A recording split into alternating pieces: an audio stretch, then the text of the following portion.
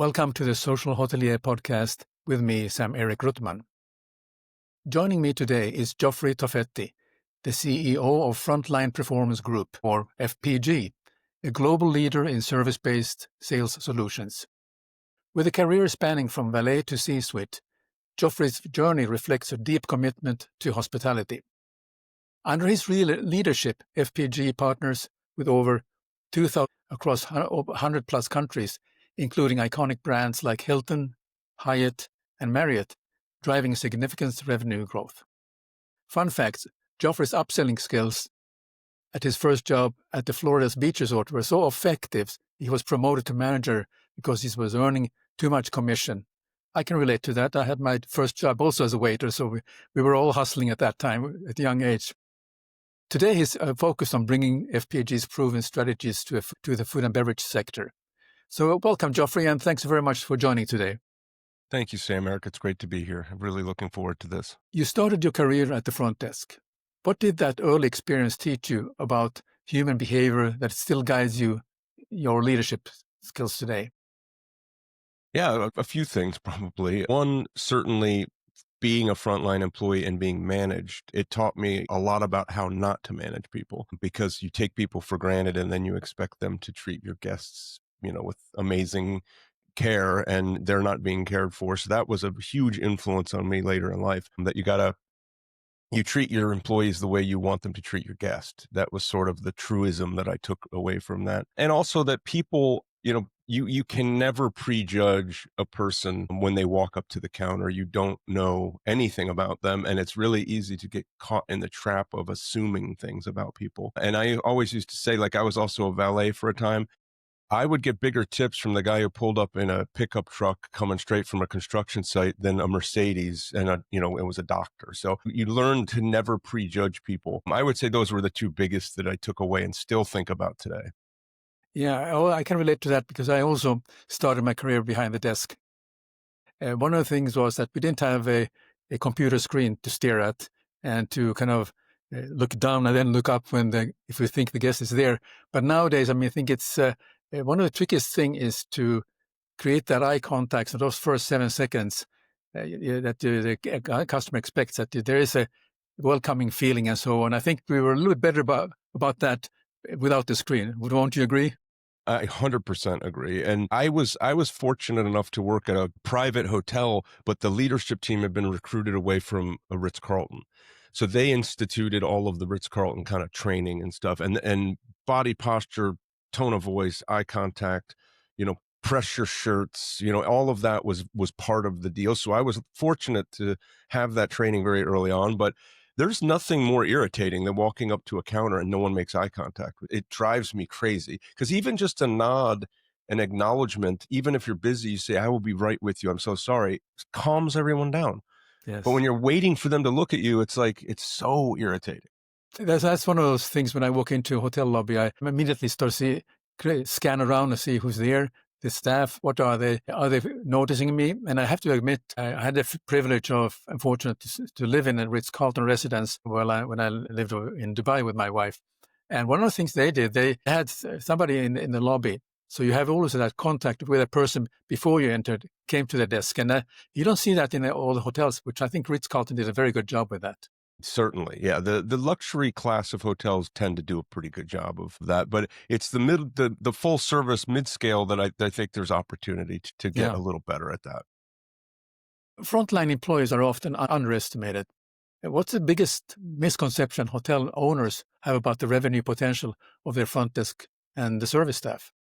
Yeah, it's dramatic. I think a lot of hoteliers, it's getting better because we've been at this now for 15 years, but in food and beverage or at the front desk, I think the biggest thing they overlook is that they are a revenue center. You should treat them as a business unit, each one, because they can generate 2 times their cost. And as a team, they can generate, 3 to 5, 7, even we've seen as high as low double-digit RevPAR impact. And I think a lot of hoteliers, they just don't think that way. They think it's all about the marketing online and it's the beauty of the property and those kind of things. But You can have a mediocre property and a really well-trained front desk, and they can bring home the bacon for sure. And they can engage your guests in a more collaborative way to enhance their experience. It raises the bar on service and on revenue. Sure. I mean, there are so many people that think that actually all you think you should be caring about is your room revenue, which is absolutely not true. How about the rest? You have tremendous upselling opportunities, which the front office staff or the reception staff can accomplish by recommending something. And then probably the guest will thank them when they leave that, well, thank you for recommending this, because they were smart enough to think about what could this guest want, and they overheard something. That's right. I mean, we always say it's about recommendation. You don't ask, you recommend. But one of the things that we found out from our clients is that when you have a really well-established upsell program and they are recommending to every guest, you're only going to convert 5 to 7% of them into an enhanced room. But if you do it consistently, room complaints drop because you gave them a choice. So when they get to their room, they're not like angry. They're saying, well, they did just offer me a suite or a better room, and I said no. So they actually find that there's a strong correlation between more upsell revenue and less room complaints. Yeah. You've taken a company from embedding consultants in hotels to building a scalable software as service, or SaaS platform. What was the hardest mindset shift you personally had to make in that transition? There is a certain pleasure in being a subject matter expert or a trusted advisor to your clients.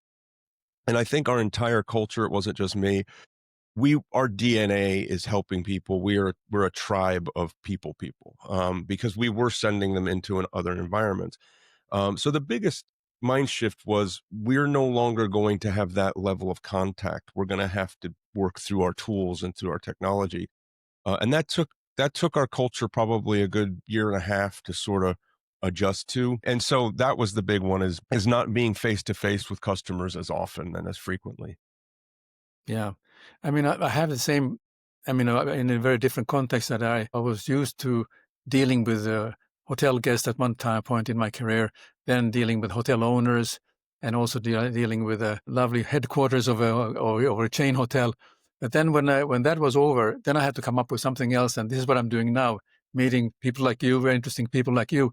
And we have this conversation that I used to have just over a cup of coffee. Now we just have to imagine that coffee. So That's right. I finished my coffee. I had a cup of coffee here, but I finished it. Yeah. No, but you're right. It is an adjustment to the digital world. Lately, doing podcasts has been really interesting, but lately I've been trying to travel a little more and go see clients, but there was a while where they didn't really want you to fly out to see them anymore. Everyone wants to do it on video. Oh, yeah, well, that is nothing like shaking hands and looking in the eye in real life, not over through a lens, for sure. Many hoteliers still resist technology. What do you say to an independent owner who sees tech as a threat rather than enable than it would enable things? Yeah, it's a common topic of conversation. I think that hoteliers tend to lag in technology because they're in a people business. So it's hard to conceptualize, how can I deploy technology without undermining hospitality, which I think is one of the fears.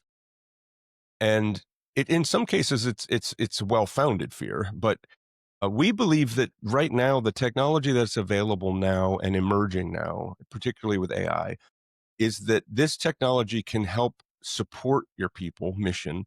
It can automate things that are a waste of time now and let your people focus more on taking care of the guests. So we keep reassuring people that the technology we deploy is there to help the employee, not replace the employee. And so if you could get 10% efficiency out of your team, and put that time, don't take it out, don't downsize, invest it back to your guest, you could enhance the guest experience that much more and build more loyalty to your property or to your company. Yeah, and then you have to take a look at the job descriptions, how that has to change, that your team is becoming more strategic and you let the AI do the sort of the work that you're used to be assigned to through Excel sheets. Exactly. No, that's exactly right. Automate everything that is not guest facing and let the humans do what they do, which is interact with other humans. Yeah. Remember COVID? It was not too long ago. It was quite long. I'll never Seems like forget it. long ago, but you lived through the collapse of revenue during COVID. What did that moment reveal about your own resilience and decision-making under pressure? Yeah, and I actually got promoted to CEO right in the middle of that. So that was an interesting time to take over a company. But yeah, I mean, it was in March of 2020, we lost 90% of our revenue. And I think what it taught me about myself and more importantly, my immediate team was that we were courageous enough to go headlong into that situation. We immediately started calling all our customers and telling them, look, no pressure. We're going to suspend all of our agreements. You don't have to worry about us. Go take care of yourselves.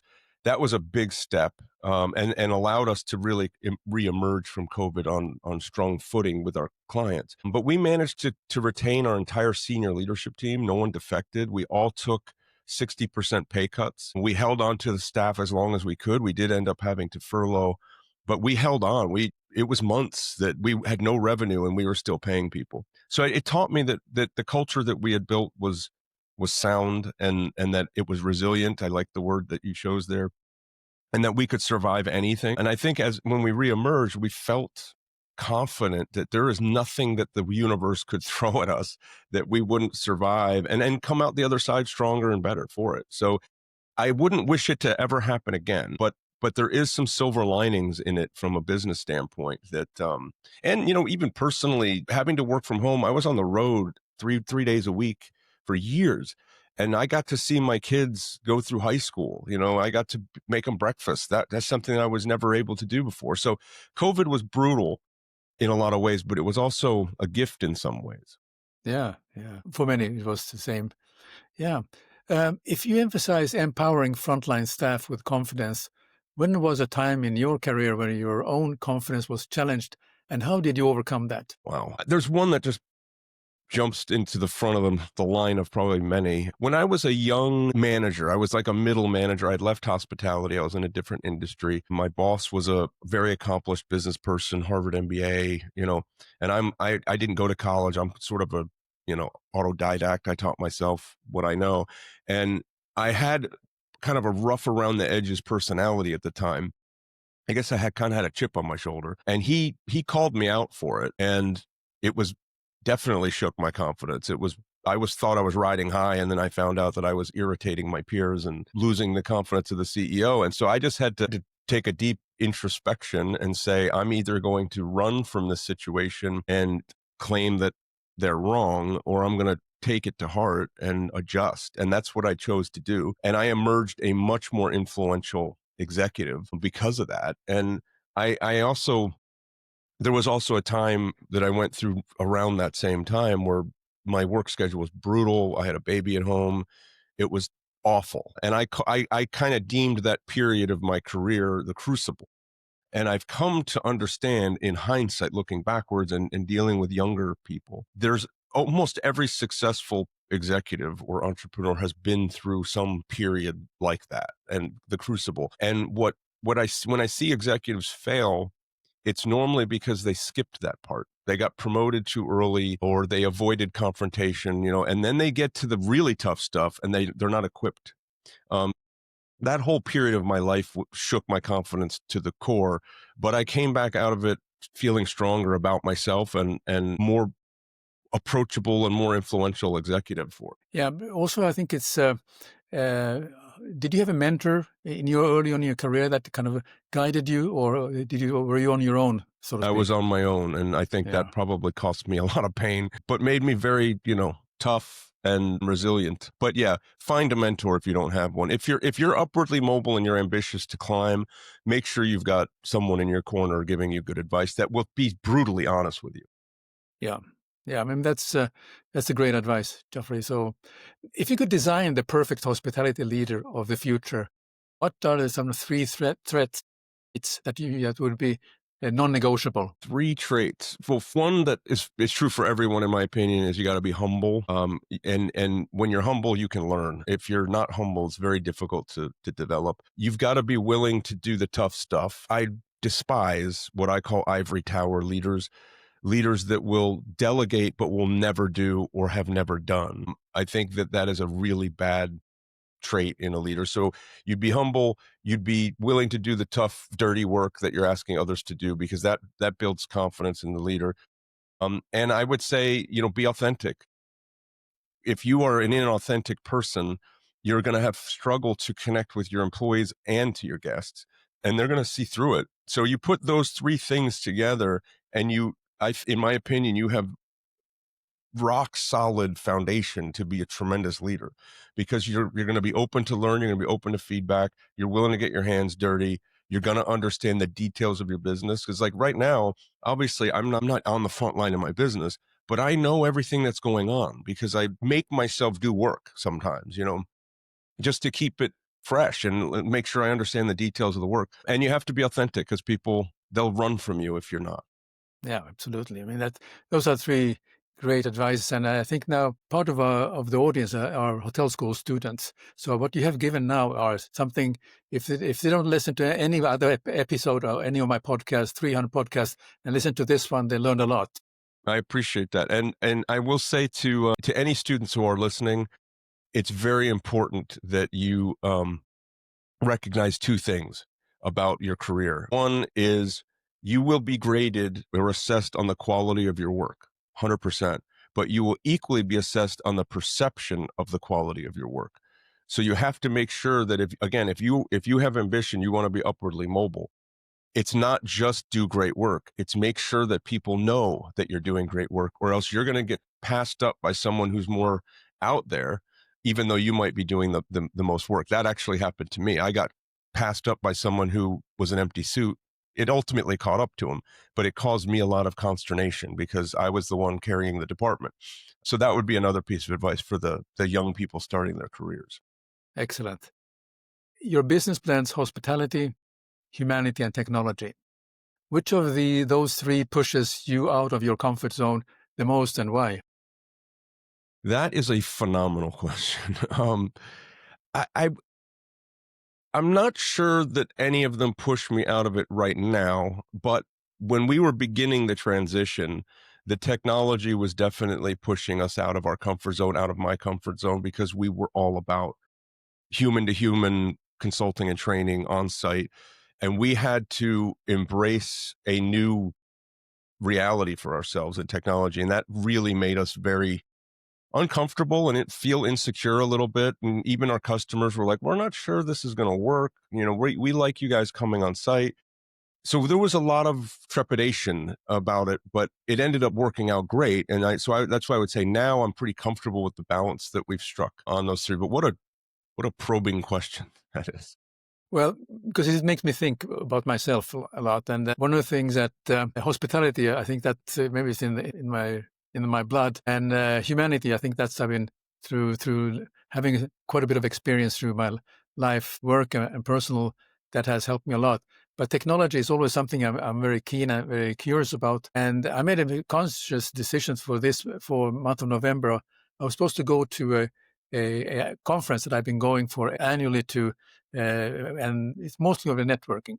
But I got an invitation to moderate two panel discussions, and the conference is about work smarter, not harder, and it's obviously the AI thing, and it's about the PMS, and it's about all the latest technologies, which is continuously evolving.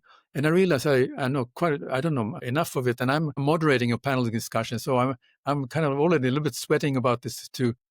I have to learn my stuff and then give them some interesting questions, and also that this will obviously interest the audience, and also that I'm not the dummy in the room. I'm trying to at least be ready for it. So those are the things has been a challenge for me. But I thought I take that as a challenge and opportunity to learn more about technology, having these brilliant people with me on a stage, and we have hopefully a good conversation.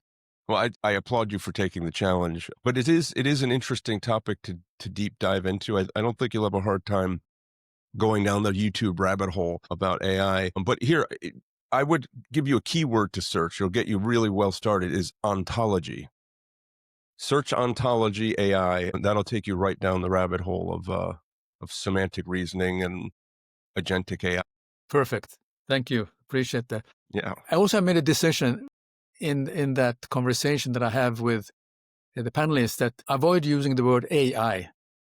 I'm going to challenge them not to use the word AI because it's very tempting to just kind of brush over things with the word AI. So that's going to be one of the things That's going I to be a have tough one. written down for myself already.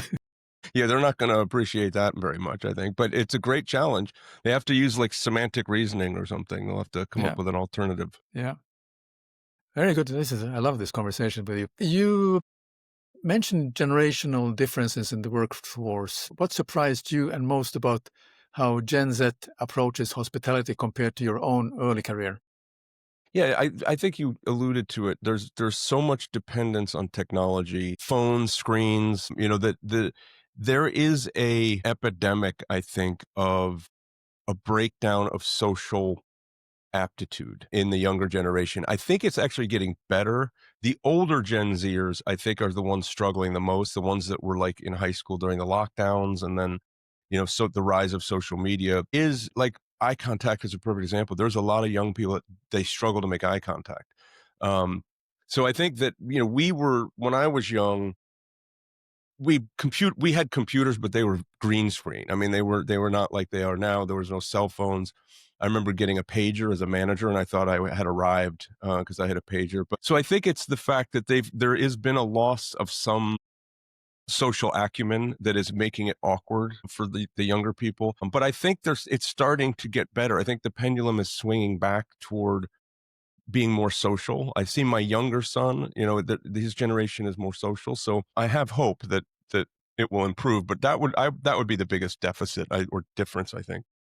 Yeah, I mean, I have noticed that there was a time when you could hardly get eye contact with somebody because they were looking down, and it was difficult to have a conversation. You didn't really know what was going on there, but yeah, there's hope.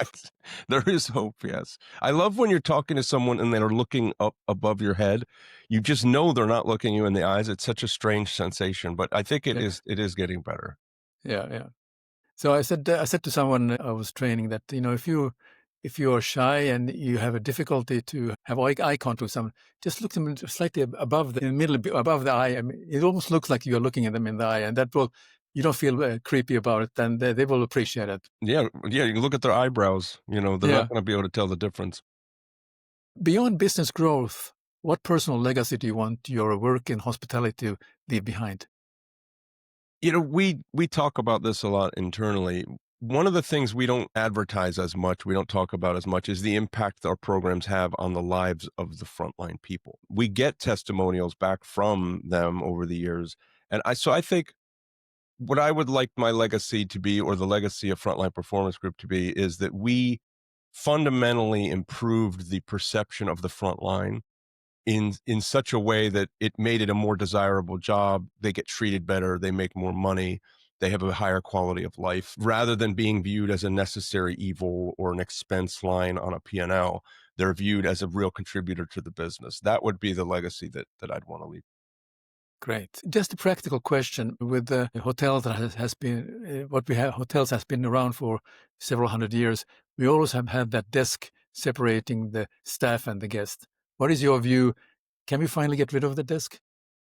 I think that it is interesting. I think the desk, when done properly, gives the interaction structure. Yeah. If you're just standing there, like I feel like it would be very loose, but I don't like it being a barrier. It's more like a tabletop and you're exchanging ideas, across the table. So I'm not sure that we should get rid of it, but we should make sure we're not using it as a barrier, to your point. It needs to just be point of facilitation, a point of meeting in the middle. Otherwise, I think there'd be a lot of milling around in the lobby, and it would lose some structure, Yeah. maybe. But I get your point. It should not be viewed as a barrier in the relationship between the guest and the front line. Yeah. Yeah. I was thinking I mean, in a smaller hotel where it's 50 rooms or not, where you have not a huge flow of Mm, people coming and going, that you could actually make it more like a living room style of a place. And obviously, you recognize the staff member will have an iPad, and you can have a conversation sit down and have a conversation, and that becomes sort of that what we call the checking certainly, in. yeah. You could almost stand next to a table. So there's a Yeah, computer, or there's some stuff there. So you have yeah, an anchor in the room. yeah, Because there's a lot of research about sitting down or standing up. So they generally want people standing up when you're giving service. So, but it's an interesting idea. It's just changed the space so it's more like your living room. I think that's a really cool idea. Yeah. Good. Well, I have two more questions for you before we wrap up. One question that I like to ask all my guests, besides what you have talked about, what other trends do you see happening in hospitality that hoteliers should take note of? There's a couple. I mean, there's things we've talked about, technology and stuff, obviously, but there's one that I think is interesting. I was just reading about this the other day, and it rings true to me. Is there's the digital nomad now. There's the ability to work anywhere, and a lot of people are actually working and traveling at the same time. I think the term they're using is bleisure, business and leisure combined. I think that is a trend that's going to continue, particularly with younger professionals when Gen Z start coming into their careers. I think they're going to be doing a lot of that, working out of hotel rooms. So there could be opportunities to create working spaces that are semi-private but are still in the public area of the hotel, making rooms more conducive to real work. Like, one thing I haven't seen, but I would imagine is going to become a thing, is like video lighting at the desk in a hotel room, because they're always very dark. And I travel with a light now because I do a lot of video calls from the hotel room. So I think that trend of people working and traveling is going to start to blend. Like, you can almost live in a hotel and travel around and work. I think that's a trend that's coming, and it would be something to be tuned into early, I think. That's a great idea. Yeah, I mean, I do, no, I don't travel that much, but I can imagine this is one of the things that when you have these calls and you don't have enough lighting, and the hotel room, in fact, it's not designed to provide that kind of sufficient lighting. So, I mean, having like I have one of those small lights here for illumination for our episode here, and that's enough. And I could travel around with that. And I have a small Inevitably, tripod. when you're in a hotel and you sit at the desk to do video, the window is behind you, which is the worst lighting scenario. I've actually turned the desk around and had to move it to sit so that the light was coming this way. So just hoteliers thinking about that could be a differentiator for people that are trying to book a room. And it says, look, we're built for video conferencing at your desk in your room. Could be a significant differentiator. Yeah, and design those chairs so you can sit straight. Not like, that's great. Good. Well, lastly, if people are interested to find out more about the Frontline Performance Group, how can they do so? How can they reach out to you, and how can they connect with you? Yeah, absolutely. So we obviously have a website. It's www.frontlinepg.com. That's paulgeorge.com. All the information's on there. There's contact forms, there's case studies, there's videos, there's all kinds of stuff on there. And then on LinkedIn, I'm very active on LinkedIn. First initial, last name. I'm one of the lucky ones. I got early, so there's no like codes and stuff. It's just G Toffetti at the LinkedIn URL. Would love to hear from you. Connect with me. I like to connect with people in the industry. And those are the two most effective ways, I think, if they would like to get in contact. Excellent. Geoffrey, I appreciate that you joined today's episode, and I really think we need to do another one here, and maybe have one particular episode and topic, and then we just dig a little bit deeper in, because having you as a conversation partner here has been such a pleasure. Well, I appreciate that very much. And I'd love to come back and do one that, like, practical upselling, like some techniques your audience could benefit from. I'd be happy to do that. Let's do that. We'll put that on the calendar for next year for sure. Fantastic. Sam-Erik, it was great to be with you. I really appreciate it.